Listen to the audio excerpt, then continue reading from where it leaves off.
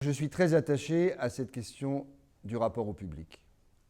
Sur plusieurs endroits. Aujourd'hui que je dirige un centre dramatique, pas n'importe lequel, il est itinérant, il est en permanence en lien avec les villages, les communes, les villes. Ce sont des petites communes, des villages, des salles des fêtes, ou des grands lieux, ou des scènes nationales parfois dans des villes. Donc c'est dans toute la France que cette mission existe des Tréteaux de France, y compris ultramarine, c'est-à-dire toute la France. Et mon souci, c'est en permanence de m'adresser à des publics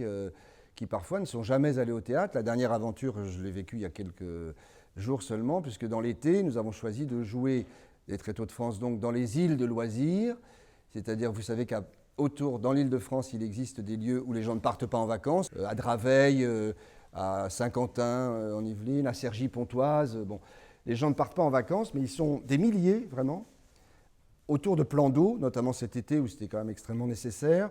à vivre plutôt des jeux aquatiques. Et l'équipe des Tréteaux de France, les 90 personnes réunies, sont dans des groupes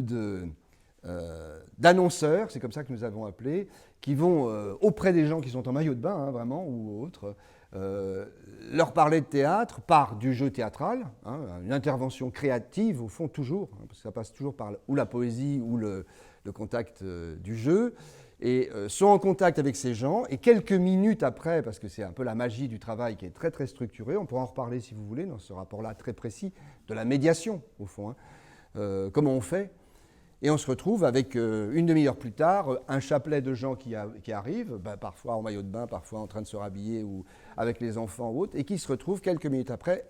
en contact profond, voilà, avec les auteurs, dans un cadre de public, de jeunes publics s'il y a même majorité et que ça a été organisé comme cela, mais aussi, pour faire court, on pourra se reposer des questions là-dessus, devant Bérénice de Racine, et avec une vision de 3-4 fois le spectacle dans les jours qui vont suivre.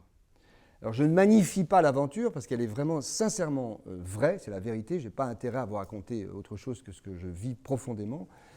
mais c'est possible. C'est ce qui se passe, et c'est ce dans quoi je crois, enfin c'est ma profonde conviction, qu'il faut permettre de rencontrer le beau, de partager le beau, de ne pas être dans une relation qui consiste à apporter aux autres, mais à faire avec, évidemment.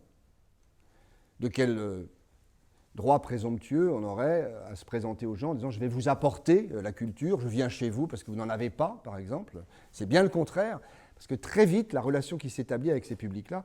c'est une relation d'échange, de débat. Donc il y a tous les équipements pour ça. On peut se retrouver devant un spectacle en public sur des coussins dans l'herbe du parc, pas loin des plans d'eau, là où c'est silencieux, parce qu'il faut recevoir le public avec le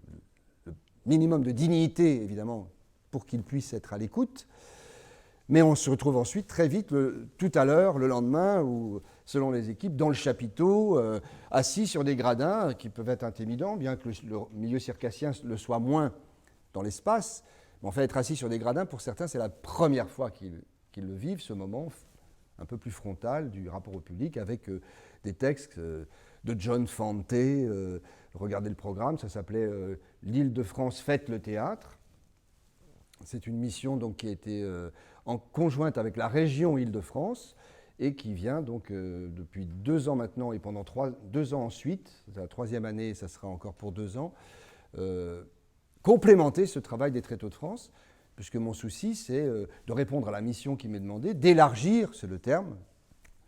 politique, d'élargir ce public. Puisque vous savez qu'à peu près, ce sont toujours les 20 mêmes % que l'on retrouve au théâtre. Les théâtres sont pleins, mais il y a à peu près les 20% qui sont souvent les mêmes. Et mon travail de plaisir et d'intérêt en fin de ma carrière, aujourd'hui où je suis, c'est vraiment de chercher là où j'ai envie de poser les vraies questions, de me poser les vraies questions et me confronter réellement à la réalité de qu'est-ce que c'est qu'aujourd'hui des gens qui ne vont pas au théâtre, dont on sait que d'un point de vue culturel en général, moins on en partage et au fond, moins on en a de désir, en tout cas de ces représentations organisées par les autres, et que plus on s'en approche et plus on les partage, plus on en a envie, au gros. Hein, c'est une relation que nous avons. Donc comme je disais, ça n'est pas considéré que les gens n'ont pas de culture, loin de là.